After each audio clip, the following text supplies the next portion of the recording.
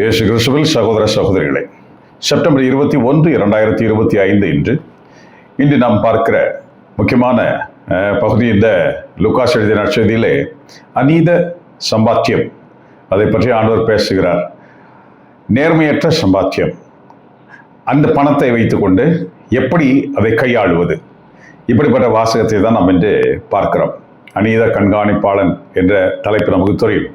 சரி, இங்கே நம் அநீத சம்பாத்தியம் என்று சொல்லும் பொழுது இங்கே இரண்டு வகையான சம்பாத்தியங்கள் இருக்கிறது. ஒன்று, இந்த உலகம் நமக்கு கற்றுக் கொடுக்கிறபடி நாம் சம்பாதிக்கிற முறை தவறல்ல, உலக முறைப்படி அது சரியானது, வியாபார யுக்தி என்று சொல்கிறோம். அந்த வியாபார யுக்திக்காக முதல் வாசகம் நமக்கு கொடுக்கப்படுகிறது. அந்த முதல் வாசகத்தை படித்துவிட்டு நாம் நற்செய்திக்கு நாம் வரலாம். இந்த வியாபார உக்தியை செய்பவர்கள் எப்படி அதை செய்கிறார்கள்? ஆமோஸ் எழுதிய ஆகமம், ஆமோஸ் ஆகமம் அதிகாரம் 8 வசனங்கள் 4 முதல் 7. வறியோரை நசுக்கி நாட்டில் உள்ள ஒடுக்கப்பட்டோரை அழிக்கின்றவர்களே, இதை கேளுங்கள். நாம் தானியங்களை விற்பதற்கு அமாவாசை எப்பொழுது முடியும்? கோதுமையை நல்ல விலைக்கு விற்பதற்கு ஓய்வு நாள் எப்பொழுது முடிவரும்? மரக்காலை சிறிதாக்கி எடைக்கல்லை கனமாக்கி கள்ளத்தராசினால் மோசடி செய்யலாம். வெள்ளிக்காசுக்கு ஏழைகளையும் 2 காலணிகளையும் வறியோரையும் வாங்கலாம், கோதுமை பதர்களையும் விற்கலாம் என்று நீங்கள் திட்டமிடுகிறீர்கள் அல்லவா? ஆண்டவர் யாக்கோபின் பெருமை மீது ஆணையிட்டு கூறுகின்றார், அவர்களுடைய இந்த செயல்களுள் ஒன்றையேனும் நான் ஒருபோதும் மறக்க மாட்டேன். இது ஆண்டவரின் அருள்வாக்கு. இறைவா, உமக்கு நன்றி. வியாபார யுக்தி, இந்த யுக்தியை ஏமாற்றி, மற்றவரை ஏமாற்றி அப்படி வியாபாரம் செய்வது வேறு வகையான வியாபாரம் இருக்கிறது. ஏமாற்றுதல் அல்ல, நேர்மையான வியாபாரங்கள் நிறைய இருக்கிறது. இந்த வியாபாரம் இன்று சொல்லி காண்பிக்கப்படுகிறது. நமக்கு தெரிந்ததை போல இந்த வெங்காய அந்த ஸ்காசிட்டி, அந்த பற்றாக்குறை உண்டாகும், தக்காளி பற்றாக்குறை உண்டாகும், இப்படி சில பொருட்கள், குறிப்பிட்ட முக்கிய பொருட்களுடைய பற்றாக்குறை உண்டாகும். நாம் திடீரென பார்ப்போம், அது மார்க்கெட்டுக்கு நிறைய திடீரென்று வரும், அப்பொழுது நிறைய விலையாக இருக்கும். அப்போ இந்த ஸ்டாக்கிஸ்டுகள் என்ன செய்கிறார்கள்? இதை தக்க வைத்துக் கொண்டு இந்த பற்றாக்குறை வரப்போகிறது என்று கொஞ்சம் அறிந்தவுடன் அதை உடனே விலைக்கு அனுப்ப மாட்டார்கள். அதை அப்படியே தங்களை வைத்துக் கொள்வார்கள்.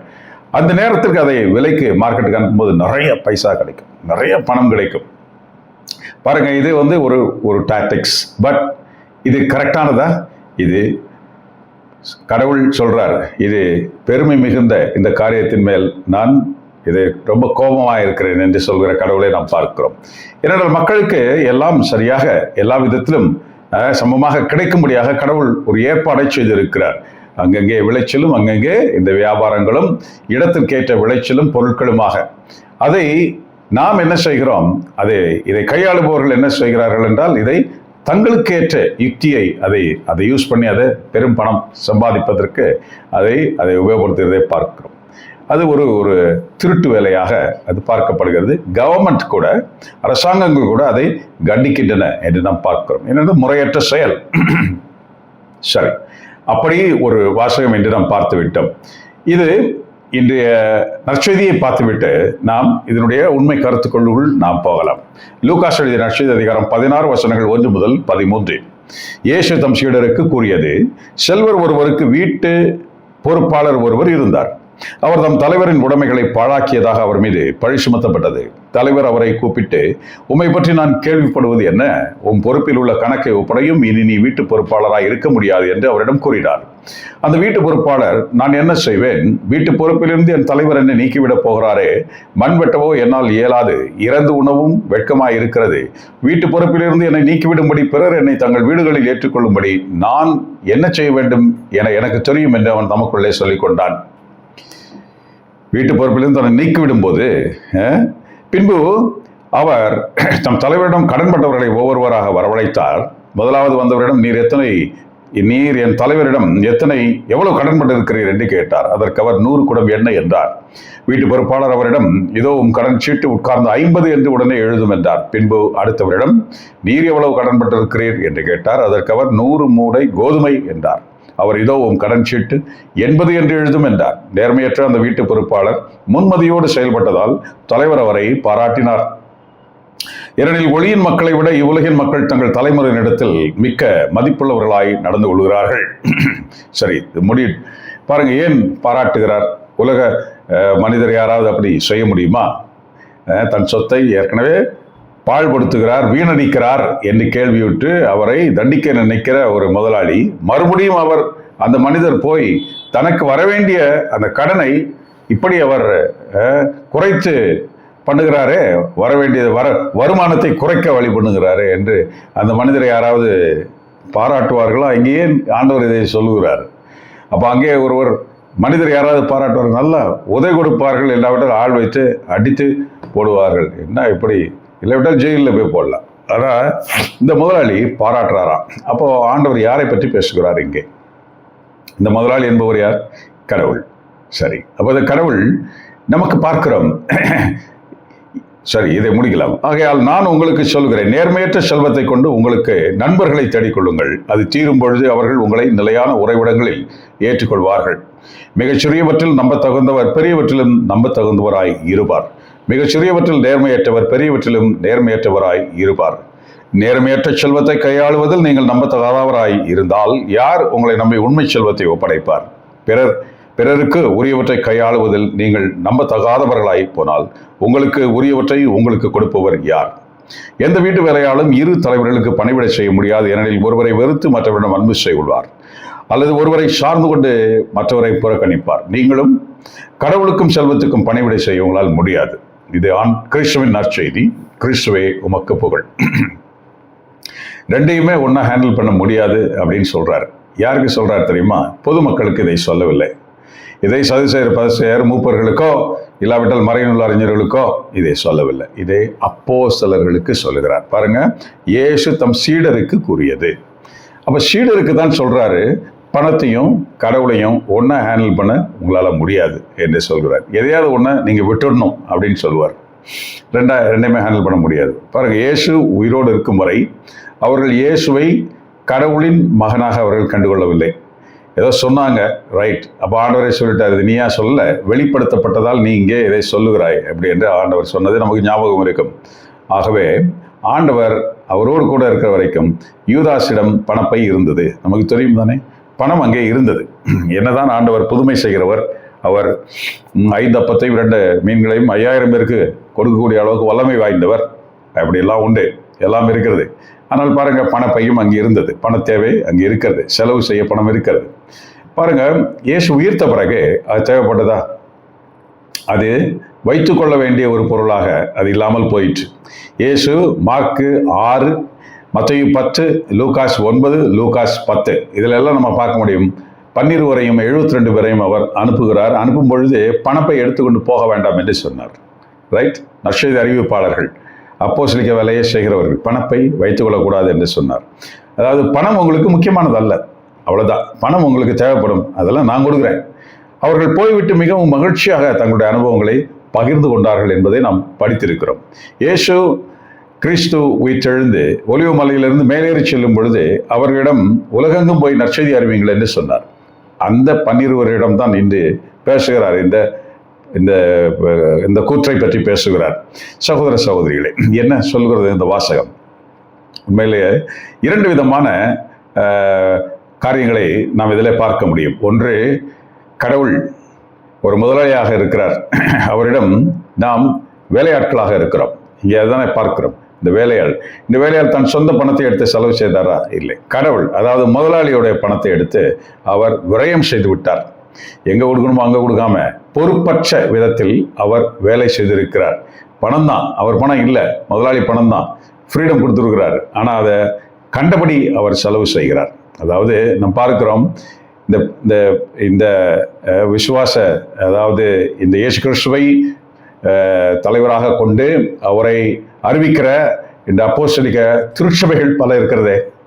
பாருங்க, இங்கெல்லாம் நியமிக்கப்பட்டிருக்கிறார், நிறைய பேர் நியமிக்கப்பட்டிருக்கிறார்கள் இல்லையா? அப்போஸ்தலிக்க வேலை தானே, அப்படிதான் சொல்லி நியமிக்கப்பட்டிருக்கார். பாருங்கள், அங்கே வருவதெல்லாம் அவர்களுடைய சொந்த பணமா, சொந்த வேலையா, சொந்த காசா? இல்லை. இது அங்கே பொது பணமாக வருகிறது, பொதுமக்களிடமிருந்து கலெக்ட் பண்ணுற பணம். இல்லாவிட்டால் அந்த பணத்திலிருந்து உருவான பல கட்டடங்கள், பல பள்ளிகள், சாலைகள், இப்படியெல்லாம் நம்ம பார்க்கிறோம், கல்லூரிகள், இப்படி வேறு வேறு ஸ்தாபனங்களை பார்க்கிறோம். இங்கிருந்து பணம் புழக்கம் உண்டாகிறது. இந்த பணத்திற்கு அதிபதிகளாக அவர்கள் அமர்த்தப்படுகிறார்கள். மாற்றி மாற்றி அமர்த்தப்படுவார்கள். ஒரே இடத்துல நிறைய பேர் அங்கே இருக்க மாட்டாங்க. இப்படிலாம் செய்யப்படுகிறதை பார்க்கிறோம். இந்த பணம் எல்லாம் சொந்த பணமாக நினைத்து பல பேர் தங்களுடைய சொந்தங்களுக்கு வீடு கட்டி கொள்வதும் தங்களுக்குள்ள காரியங்களை பண்ணிக்கொள்வதுமாக இப்படியெல்லாம் செய்வது. அப்போ தலைமையில் இருப்பவர்கள் அவர்களை என்ன செய்வார்கள்? கண்காணிக்கும் பொழுது அவர்களை வான் செய்வார்கள், இப்படி செய்யக்கூடாது, தப்பு என்று சொல்வார்கள். ஆனால் தலைமையே அப்படி செய்யும் பொழுது இப்படி நிறைய கெட்டு போய்விட்டதை பார்க்கிறோம். எல்லாம் சொந்தமாக நிறைய விரயங்கள். ஆண்டவர் இன்னைக்கு அதை கிளீனாக ரொம்ப அழகாக சொல்றாரு. சரி, இப்போ ஒரு வார்னிங் கொடுக்குறாரு. வார்னிங் கொடுக்கும்போது அவங்க அதை என்ன செய்யணும்? அப்போ பணம் தன்னுடையதல்ல, அது பொது பணம். அதே போன்று இந்த உலகத்தில் இருக்கிற எல்லா செல்வங்களும் நம்முடையதல்ல, அது கடவுளுடைய செல்வங்கள். நாம் கொஞ்ச காலம் இங்கே வாழ்வதற்காக அனுப்பப்பட்டிருக்கிறோம். அப்போ நாம் யோபு சொல்வதை போல நிர்வாணியாக வந்தோம், நிர்வாணியாக எல்லாத்தையும் விட்டு போக வேண்டும். பவுல் சொல்வதை போல எதை கொண்டு வந்தோம், எதை எடுத்து போக என்று அவர் கேட்கிற ஒரு கேள்வியை நாம் பார்க்கிறோம். ஆகவே நமக்கு சொந்தம் என்று இங்கு ஒன்றுமில்லை. எவ்வளவு சொந்தங்கள், எவ்வளவு பணங்கள், எவ்வளவு செல்வங்கள் இருந்தாலும் ஒரு நாள் நாம் கையெல்லாம் அப்படி கட்டி ஒரு அடக்கப்பட்டிக்குள்ளே வைத்து நம்மை அனுப்பி வைப்பார்கள். நம்மளால் ஒன்றும் எடுத்து போக முடியாது. நெப்போலியன் கூட அப்படி செய்ததாக நாம் பார்த்திருக்கிறோம் இல்லையா? கைகளை விரித்து உலகத்தையே ஆண்ட எல்லாமே அப்படி பாருங்க. இப்படி ஒரு காரியத்தை நாம் பார்க்கிறோம். சரி, இப்போ நாம் பார்க்கிற இந்த ஒரு காரியம் இப்பொழுது இரண்டு வகையாக நாம் இதை பார்க்க முடியும். இந்த உலக செல்வத்தை, தான் சம்பாதிக்கிற செல்வத்தை அது தான் சம்பாதித்ததாக நினைத்து கொள்ளும். அதான் முதல் வாசகத்தில் பார்த்தோம். அது கர்வம் என்று சொல்லப்படுகிறது. கடவுள் எனக்கு தரவில்லை, நான் தான் சம்பாதிச்சேன், இதெல்லாம் என்னது என்று சொல்கிற அந்த ஒரு காரியம். ஆகவே அறுவடை மிகுந்த பொழுது களஞ்சியம் கட்டிய அந்த பணக்காரனுக்கு ஆண்டவர் சொன்ன வார்த்தை அதுதான். யாரோ எடுத்துட்டு போறாங்க, நீ இன்னைக்கு ஒன்று உயிர் போகுது, இந்த பெருமைப்பட்டுட்டு உள்ள உட்காந்துருக்கியா அப்படின்னு கேட்குற அந்த ஒரு கேள்வி, இதெல்லாம் எதற்கு சொல்லப்படுகிறது? கடவுளிடமிருந்து நாம் பெற்றுக்கொள்கிறோம் என்ற உணர்வை வலுப்படுத்துவதற்காக இது சொல்லப்படுகிறது. ஆண்டவர் 10 பகுதியை அதற்குத்தான் ஏற்படுத்தினார். இப்போ நீ பெற்றுக்கொள்கிற அந்த காரியத்திலிருந்து 10 பகுதியை நீ கடவுளுக்கு கொடுத்து விடு, கடவுளிடம் பெற்றுக்கொண்ட அந்த ஞாபகம் உனக்கு வேண்டும் என்பது அதை கற்றுக் கொடுத்தார் என்று பார்க்கிறோம். சரி, இயேசு கிறிஸ்து கபர்நகூமிலே வீட்டில் இருக்கிற பெரிய கூட்டம் இருக்கிறது. அங்கே உள்ள ஆள் நுழைய இடம் இல்லை. பாருங்க, பேதுரு ஏதோ ஒரு வேலையை முடித்து கொண்டு திரும்பி வந்து கொண்டு இருக்கிறார் வீடை நோக்கி. அப்பொழுது வெளியிலே ஏதோ ஒரு இடத்துல அவரை ஒரு மனிதர் சந்தித்து, உங்கள் தலைவர் வரி கட்டுகிறாரா என்று ஒரு கேள்வி கேட்கப்படுகிறது. அவரு கட்டுகிறாரா என்று சொல்லி வந்து விட்டார். கூட்டத்திற்குள் நுழைந்து இப்போ வீட்டுக்குள் வருகிறார். வீட்டுக்குள் வரும்போது இயேசு கிறிஸ்து அந்த பேதுருவை பார்த்து கேட்கிறார், பேதுரு என்ன, அதை பற்றி என்ன நினைக்கிற அப்படின்னு கேட்கிறார். பேதுருக்கு புரியும் தானே? ஆமா, வழியில ஒருத்தன் பேசினா, இவரு உள்ள உட்கார்ந்துருக்கிறார், இவருக்கு தெரியாதுதான். இவர் கேட்கிறார், சரி இப்போ என்ன நினைக்கிற அப்படின்ட்டு. அப்போ பேதுருவால் சரியான பதில் இல்லை. அப்போ ஆண்டவர் பேதுருவிடம் கேட்கிறார், நான் ஒன்று கேட்கிறேன்.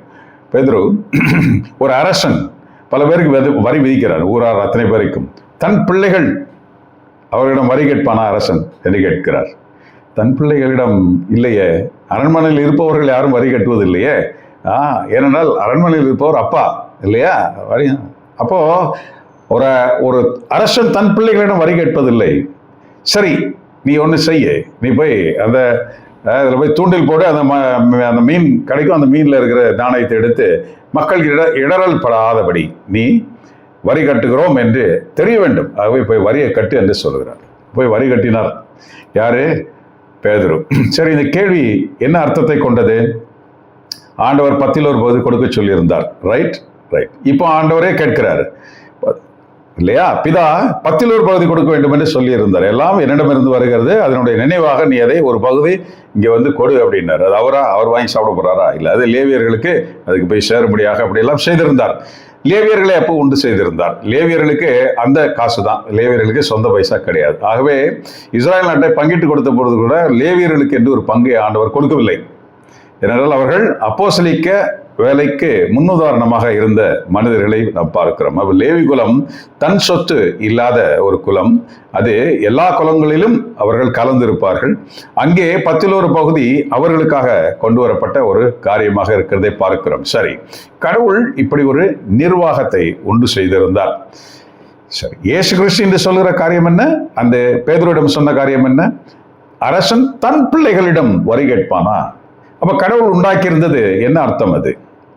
அப்போ இன்றும் இந்த 10 பகுதி எங்கெங்கெல்லாம் கொடுக்கப்படுகிறதோ, எங்கெங்கெல்லாம் கடவுள் பெயரில் பணங்கள் கலெக்ட் செய்யப்படுகிறதோ, இதெல்லாம் என்ன அர்த்தமாக இருக்கிறது? கடவுள் மனிதன் என்ற உறவு முறை. ஆகவே தான் இதை மதம் சார்ந்த காரியம் என்று சொல்கிறோம். 10ல் ஒரு பகுதி மதம் சார்ந்த காரியம். கடவுள் மனிதன் என்ற அந்த உறவு முறை, அந்த ஒரு நிலைப்பாடு. இயேசு கிறிஸ்து தன்னை அழித்து நமக்காக சிலுவையில் இரத்தம் சிந்தி நம்மை மீட்டார், நம்மை சகோதரர் என்று சொன்னார். அவருடைய இரத்தத்தினால் நம்மை கழுகி சுத்தப்படுத்தி அவரை நம் சகோதரராக அவர் மாற்றிக்கொண்டார், நம்மை அவர் சகோதரராக மாற்றிக்கொண்டார். ஆகவே அப்பா என்று அழைக்கும் அந்த தகுதி அவர் பெற்றுக் கொடுத்தார். அப்போ கடவுள் அப்பாவாகிவிட்டார். இயேசுவால் கழுகப்பட்ட ஒருவன், இயேசுவால் மீட்கப்பட்ட ஒருவன் கடவுள் என்று அழைப்பதில்லை, அப்பா என்று அழைக்கிறார். ஆகவே உங்கள் தந்தை என்று ஆண்டவர் கற்றுக் கொடுத்ததை பார்க்கிறோம். பரலோகத்தில் இருக்கிற எங்கள் பிதாவே என்று அழைக்க அவர் கற்றுக் கொடுத்தார். இப்போ 10ல் ஒரு பகுதி இங்கே வருமா? வராது தானே. எங்கே 10ல் ஒரு பகுதி இருக்குதோ அங்கே மக்களை, அந்த சபை மக்களை கடவுள் என்றுதான் அழைக்க செய்ய முடியுமே ஒழிந்து அப்பா என்ற உறவு முறையை உண்டாக்க செய்ய முடியாது. 10ல் ஒரு பகுதி அப்படி ஒரு காரியத்தை, ஏனென்றால் உறவே இல்லாத நிலையில் கடவுள் ஒரு உறவு முறை உண்டாக்குவதற்காக, நான் தான் உங்களை படைத்தேன், உங்களை ஆண்டு நடத்துகிறேன், உங்களுடைய மழை பனி உங்களுக்கு இந்த விளைச்சல் எல்லாம் தருவது நான் தான் என்று காண்பிப்பதற்காக கடவுள் அதை ஒவ்வொன்றாக செய்து பொய்ப்பித்து அதை மெய்ப்பித்து இப்படியெல்லாம் செய்து இந்த முறையை ஒன்று செய்திருந்தார். கடவுள் தன்னை அறிமுகம் செய்வதற்கான, கடவுளை தேடுவதற்கான. கிறிஸ்து அப்படி அல்ல. 10ல் ஒரு பகுதி கொடுக்க சொல்லல, உன் உடமையெல்லாம் விற்று ஏழைகளுக்கு பிச்சையிடு என்று சொன்னார். அப்படிப்பட்டவர் தான் கிறிஸ்து. கிறிஸ்துவை பின் செல்பவர்களுக்கு வேறு ஒரு கொள்கை இருக்கிறது. கடவுளை பின் செல்பவர்கள், அதாவது கடவுளை அப்பா என்று அழைப்பவர்களுக்கு ஒரு கொள்கையும், கடவுளை கடவுளாக பார்ப்பவர்களுக்கு ஒரு கொள்கையுமாக, இப்படி 2 விதம் மைண்ட் செட் நம்ம பார்க்கிறோம். இப்படி 2 விதத்தையும் நாம் இங்கே பார்க்க வேண்டும். இங்கே இந்த வாசகத்தை நாம் படிக்கும் பொழுது கிறிஸ்து மட்டும் சொல்லித்தரவில்லை ஏழைகளை சம்பாதித்துக் கொள்வதற்காக. கிறிஸ்து மட்டும் சொல்லித்தரவில்லை, அரசாங்கங்களும் சொல்லித் தருகிறது. அப்படித்தானே?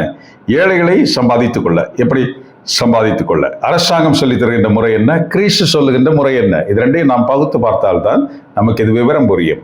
அரசாங்கம் சொல்லித் தருகிறது. நாம் ஃபார்ம் 80C கேள்விப்படுகிறோம் இல்லையா? அப்போ இங்கே அது ஒரு ட்ரஸ்ட்டுக்கோ இல்லாட்டி யாருக்காவது ஒரு ஏழைகளுடைய ஒரு ஸ்தாபனங்களுக்கோ நாம் அதை பணம் கொடுத்து விட்டால் டாக்ஸ் எக்ஸம்ஷன் கொடுக்கிறது கவர்மெண்ட். கொடுக்கிறதா? Right. Government is a statutory part which is என்ன சொல்றது, நம்ம டெவலப் தி புவர், எப்படி மேலே கொண்டு வந்து ஒரு சமநிலை உண்டு பண்ண, அப்படியே ஏழைகளை ஏழைகளாகவே வைத்திடாமல் அவர்களை மேலே கொண்டு வருவதற்கான முயற்சிகள் கவர்மெண்ட் என்பது அதனுடைய அடிப்படை நோக்கம் அதுவாகத்தான் இருக்கும் எப்பொழுதுமே.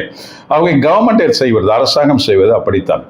இன்னும் நாம் பார்க்கிறோம், மேலே போக போக பெரிய பிஸ்னஸ் பண்ணுறவங்க, பெரிய பெரிய நிறுவனங்களை கையாளுபவர்கள், பெரிய பெரிய ஸ்தாபனங்களை வைத்திருப்பவர்களுக்கு வேறு வேறு முறைகள் இருக்கிறது. இப்போ அவர்கள் அந்த டாக்ஸ் கட்ட வேண்டிய டைம் வருது, அவர்கள் கோடிகளில் சம்பாதிப்பவர்கள் எல்லாம் இருக்கிறார்கள். இங்கே பார்ப்போம், ஒரு உதாரணத்துக்கு நான் பார்ப்போம். டாக்ஸ் ஒரு 30,000 ரூபாய் இல்லை ஒரு 3 லட்சமே வச்சுப்போம், ஒரு 30 லட்சம் வச்சுக்கலாம். 30, ஏன்னா அப்படிதான் வரும், அவர்களுக்கு கட்டுவது அப்படிதான் வரும். 30 லட்சம் அவர்கள் கட்ட வேண்டி இருக்கிறது என்றால் அங்கே என்ன செய்கிறது, கவர்மெண்ட் ஒரு வழிமுறை ஒன்று செய்கிறது. அது 30 லட்சம் நீ கட்ட வேணுமா, சரி நீ ஒன்று செய்.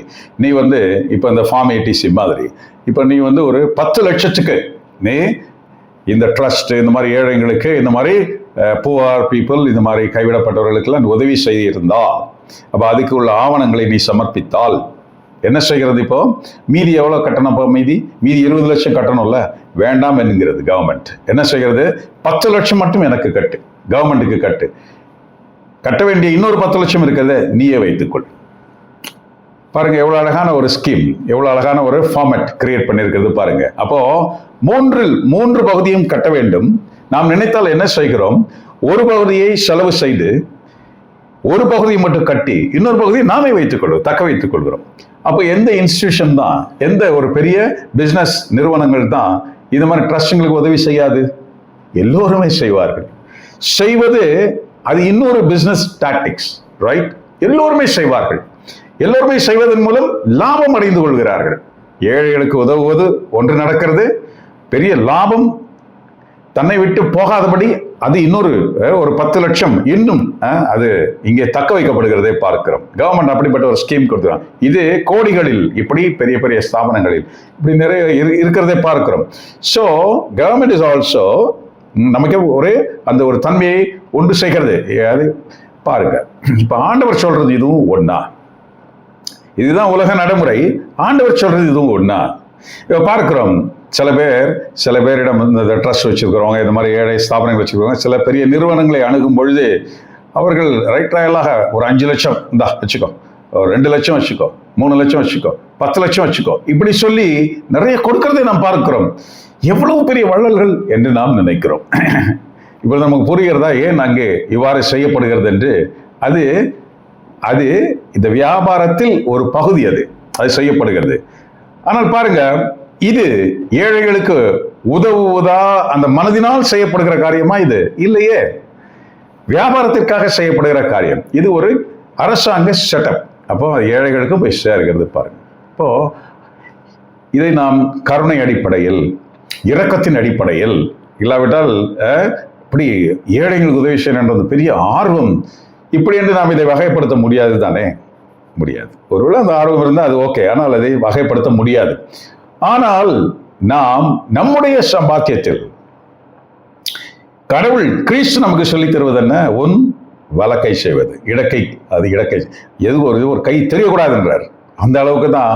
அப்ப இதை பார்க்கிற கடவுள் உனக்கு மேலே வரவு வைப்பார். மற்றபடி கவர்மெண்ட் நாம்ஸ் அது இதெல்லாம் செய்யற அதெல்லாம் ஒரு பெரிய கணக்கில், அது வியாபாரத்தின் யுக்தி. ஆனால் இங்கே செய்யப்படுவது ஒரு பர்சனல் இன்கம் எடுத்து நாம இது மாதிரி செய்யும் பொழுது அது ஒரு பெரிய காரியமாக இருக்குது. அதனால இன்று ஆண்டவர் சொல்லுகிறார், ஒரு பொது நல, பொது நிறுவன, பொது ஸ்தாபன, இப்படி கடவுள் பெயரால் செய்யப்படுகிற. ஏனென்றால் இங்கே இந்த ஊழியன் அவனுடைய சொந்த பணத்தில் செய்யவில்லை. அவன் தன்னுடைய முதலாளி பணத்தை தான் விரயம் செய்தான். தன்னுடைய முதலாளி பணத்தில் இருந்துதான் தனக்கு கொடுக்கப்பட்ட அந்த அந்த நோட்டீஸ் அதை சரி செய்வதற்காக அவன் இந்த காரியங்களை எல்லாம் செய்தான், அதிலிருந்து தப்பித்துக் கொள்வதற்காக. ஆனால் உலகத்தான் யாராவது முதலாளியாக இருந்தால் எப்படிப்பட்ட ஆளை மெச்சுவார்களா? அடிப்பார்கள். கடவுள் பார்க்கிறோம். ஆகவே நாம் சொல்ல முடியும், நமக்கு உள்ளவை அனைத்தும் கடவுளிடமிருந்து வந்தது, நம்மால் உண்டானது அல்ல. இந்த பூமி கடவுளுடையது, இந்த பூமியினுடைய வளங்கள் அனைத்தும் கடவுளுடையது. நாம் இங்கே சிறிது காலம் அனுப்பப்பட்டு நாம் மறுபடியும் எடுத்துக்கொள்ளப்பட போகிறோம், ரைட்? அப்போ நாம் இங்கே நமக்கு கொடுக்கப்பட்டவை அத்தனையும், நமக்கு வருவை அனைத்தினும் கொஞ்சம் சுயமாக சிந்தித்தால் நமக்கு தெரியும். நம் திறமைக்கு ஏற்ற வருமானம் தான் நமக்கு இருக்கிறதா? அப்படி அல்லவே. அதே திறமை, அதே படிப்பு, அதே வல்லமை உள்ள இன்னொரு மனிதனுக்கு இந்த அளவுக்கு காசு இல்லையே. அதை நாம் பார்த்திருக்கிறோமே. பாருங்க, டேக் ஃபார் எக்ஸாம்பிள், ஒரு டீச்சர்ஸ் நம்ம பார்க்கிறோம் இல்லை, பிரைவேட் ஸ்கூலில் வேலை செய்கிற டீச்சர்ஸ் பார்க்குறோம். 15,000, 20,000, 10,000, 30,000 இப்படி தான் அவருடைய சம்பளங்களாக இருக்கிறதே பார்க்கிறோம். அதே தகுதி, அதை விட தகுதி குறைவாக இருக்கிறவர்கள் கூட கவர்மெண்ட் டீச்சர்ஸாக இருக்கும் பொழுது அங்கே அவர்களுடைய சம்பளம் அது 80,000, 1 லட்சம், 1 லட்சத்துக்கு மேலே இப்படியெல்லாம் இருக்கிறதை நம்ம பார்க்கிறோம். இது இப்பொழுது நாம் இதை என்ன சொல்வது? அது அதீத வருமானம் என்று தானே சொல்ல முடியும். ஏனென்றால் தகுதி அடிப்படையில் நமக்கு கொடுக்கப்படுகிற அது மிகச்சிறந்த வருமானமாக சில நேரம் அது அமைகிறதை பார்க்கிறோம். எப்படி சொல்ல முடியும்? நமக்கு முந்தைய ஒரு 10 வருடம், 20, 30 வருடங்களுக்கு முன்பாக வேலைக்கு சேர்ந்த மனிதர்களுக்கு பென்ஷன் வருகிறது பாருங்க. அப்ப அந்த பென்ஷனை நம்ம பார்க்கிறோம். அது என்ன வகையான வருமானம்? வேலை செய்தோம், வருமானம் முடிந்து விட்டது, ஆனால் சாகுமுறை நமக்கு பணம் வந்து கொண்டு இருக்கிறது. சில பென்ஷனுடைய அமௌண்ட் அதை நம்ம பார்த்தா அந்த வருமானத்தை விட, அந்த பென்ஷன் அமௌண்ட்டை விட உண்மையாக வேலை செய்கிறவர்களுக்கே அந்த சம்பளம் கிடைப்பதில்லை. அப்போ இன்னும் அவர்கள் இந்த பணத்தை பெறுவது இது என்ன வருமானமாக இருக்கிறது?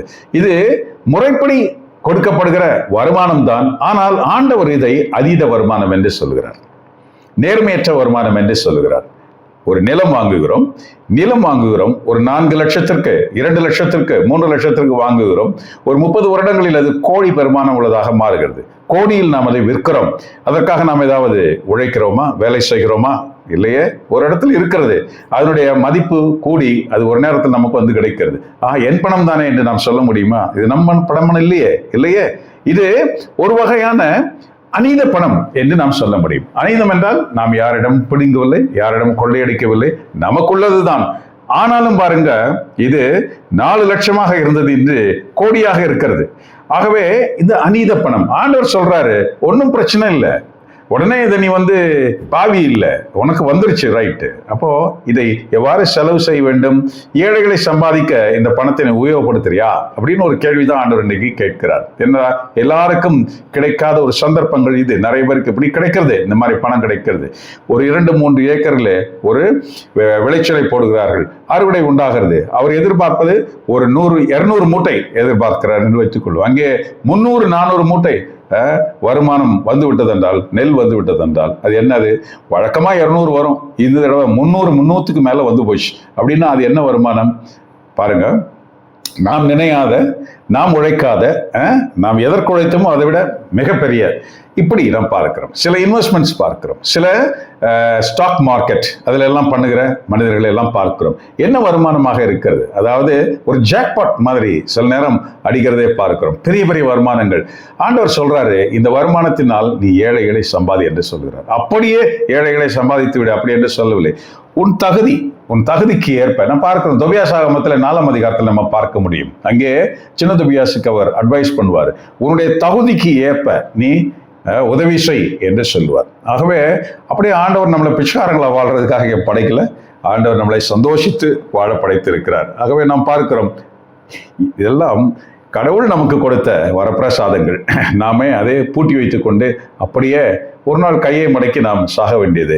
அப்போ இதை வைத்துக்கொண்டு ஏழைகளை சம்பாதி, ஆண்டவர் இன்னைக்கு சொல்கிற வார்த்தை, நிலையான கூடாரங்களில் அவர்கள் உன்னை வரவேற்பார்கள் என்று சொல்கிறார். இதுதான் மதிநுட்பம்.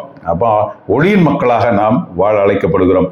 இந்த உலகின் மக்களே இவ்வளவு அழகாக கள்ளத்தராசு அப்படி இப்படி வச்சு, அதே ஸ்காசிட்டி வரும்போது அதை மார்க்கெட்ல விட்டு இப்படியெல்லாம் டாக்டிக்ஸ் யூஸ் பண்ணி சம்பாதிக்கிற தெரிஞ்சவங்க, உங்களுக்கு தெரியணும், உங்களுக்கு உள்ளது எல்லாமே கடவுள் கொடுக்கிறது. அது கடவுள் உங்களுக்கு கொடுத்த இரக்கத்தினாலும் அன்பினாலும் வந்த எல்லா சம்பாத்தியங்களும். இதை கொண்டு நீ ஏழையே சம்பாதிக்க வேண்டும் என்று சொல்கிறார். இந்த சம்பாத்தியம் மேலே கணக்கு வைக்கப்படுகிறது. இந்த 2ஆம் வாசகத்திற்கு வந்துவிட்டு நாம் முடிக்கலாம். 1 தீமோத்தேயு 2:1-8. அனைவருக்காகவும் மன்றாடுங்கள், இறைவனிடம் வேண்டுங்கள், பரிந்து பேசுங்கள், நன்றி செலுத்துங்கள். முதலில் நான் உங்களுக்கு தரும் அறிவுரை இதுவே, இறை பற்றும் கண்ணியமும் நிறைந்தவர்களாய் தொல்லையின்றி அமைதியோடு வாழ அரசர்களுக்காகவும் உயர்நிலையில் உள்ள எல்லா மனிதர்களுக்காகவும் மன்றாடுங்கள். ஏனென்றா இங்கேதான் கடவுள் இவர்களை ஊழியர்களாக வைத்திருக்கிறார். யாரை? மக்களை ஆள்வதற்கு. மக்களை ஆள்வதற்கு அவர்கள் அதிகாரிகளாக கடவுள் அவர்களை அமர்த்தி இருக்கிறார். ஆகவே அவர்கள் இந்த நற்செய்தியிலே பார்த்தபடி அந்த ஊழியர் நிலையில் இருக்கிறார்கள். அவர்கள் எவ்வாறு செயலாற்ற வேண்டும்? அவர்கள் ஏழைகளை சம்பாதித்துக் கொள்ளவும், அவர்கள் உண்மையாகவே விரயம் செய்யாமல் இருக்கவும், அந்த ஊழியம் செய்தது போல இல்லாம விரயம் செய்யாமல் இருக்கவும் அவர்களுக்காக நாம் ஜெபிக்க வேண்டும் என்று அழைக்கிறார். ஏனென்றால் நாம் இதை உணர்ந்திருந்தால் கடவுளுடைய இந்த பராமரிப்பையும் எல்லாம் கடவுளுடையது, நான் சிறிது காலம் அதை அனுபவிக்க இங்கே நான் அனுப்பப்பட்டிருக்கிறேன் என்பதை மட்டும் கரெக்டாக நம்ம புரிந்திருந்தா நாம அந்த மனிதர்களுக்காக எல்லாம் நம்மால் வேண்ட முடியும். அதுதான் இன்னைக்கு பவுல் அந்த அறிவுரையை நமக்கு தருகிறார்.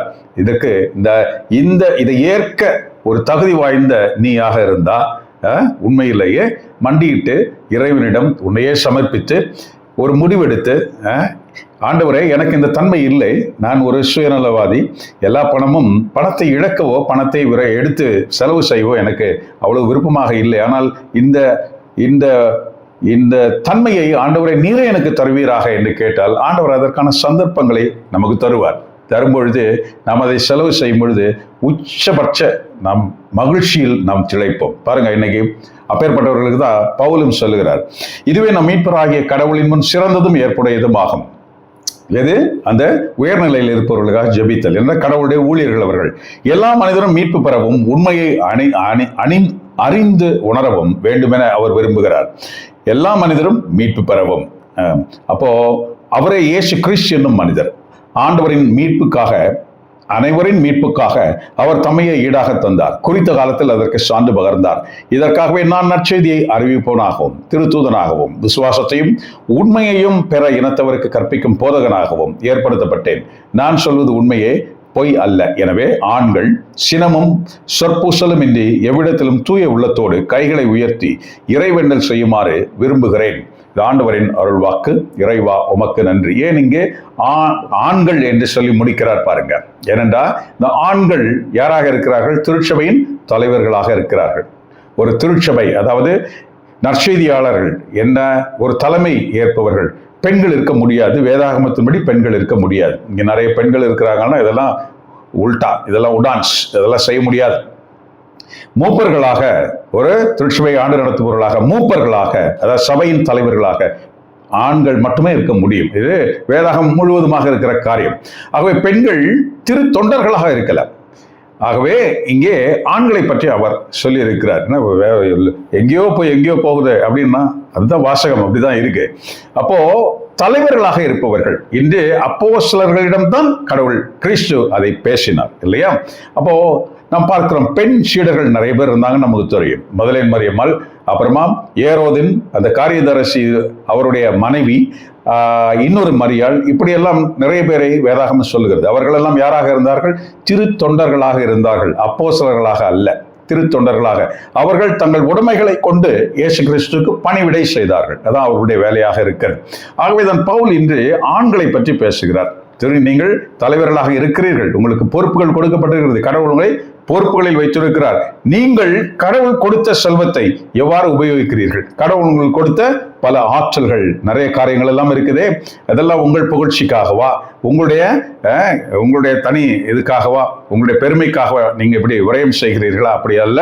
நீங்கள் ஏழைகளை சம்பாதிக்கணும் அப்படின்னா கடவுளுக்குற்ற மக்களை நீங்கள் தெரிந்து கொண்டு அவர்களை கடவுள் பால் இழுத்து அவர்களுக்கு நீங்கள் இந்த ஆற்றலையும் இந்த வரங்களையும் நீங்கள் உபயோகப்படுத்த வேண்டும் என்று சொல்கிற நிறைய பேர் அப்படி செய்யறது இல்லை தானே, தெரியும். தன் புகழ்ச்சிக்காக அது போய்விடுகிறதை பார்க்கிறோம். சரி, இப்படித்தான் தலைவர்களும் கடவுளால் உண்டு செய்யப்பட்ட தலைவர்கள், கடவுள் அனுப்பியவர்கள் தான் எல்லா ஆளுநர்களும் தலைவர்களும், இன்று நம்மை ஆட்சி செய்பவர்களும் எல்லாம் கடவுள் இந்த நேரத்தில் இம்மனிதர் ஆள வேண்டும் என்று நியமித்திருக்கிறார். அவர்கள்தான் ஆளு.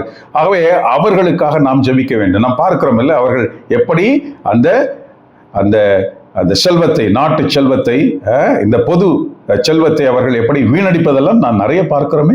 சொந்த செலவு, சொந்தமாக கட்டிக்கொள்வது, சொந்தமாக செய்து கொள்வது, விரயம் பண்ணுவது, தெரிஞ்சவனுக்கெல்லாம் நிறைய கான்ட்ராக்ட் கொடுக்கிறது, இந்த மாதிரி நிறைய காரியங்கள் எல்லாம் நடக்கிறது. ஆனால் கடவுள் என்ன சொல்கிறார்? ஏழைகளை சம்பாதிக்க அதை உபயோகப்படுத்தினால் எவ்வளவு நலம் என்று சொல்கிறார். அப்படி நாம் பார்க்கிறவர்களுக்காக ஜெபிக்க ஒரு சிலரால் தான் முடியும், எல்லாராலும் செய்ய முடியும். ஏன்னா எல்லோரும் அவர்களைப் போலவே வாழ்ந்து கொண்டிருந்தால் எப்படி ஜபிக்க முடியும்? ஆகவே வேறொரு நிலையை உணர்ந்தவர்கள் இவர்கள் தான், கிறிஸ்துவை உணர்ந்தவர்கள், எல்லாம் துச்சம் என்று நினைக்க தெரிந்தவர்கள், எல்லாம் இருக்கும் ஆனால் துச்சம் என்று நினைக்க தெரிந்தவர்கள், இப்பேற்பட்ட நிலைமையில் இருப்பவர்களுக்காக வேண்டிக் கொள்ள வேண்டும் என்று பவுல் என்று சொல்லித் தருகிறார். ரைட்? கிறிஸ்துவின் சமாதானம் நம்மோடு இருப்பதாக. ஆமென்.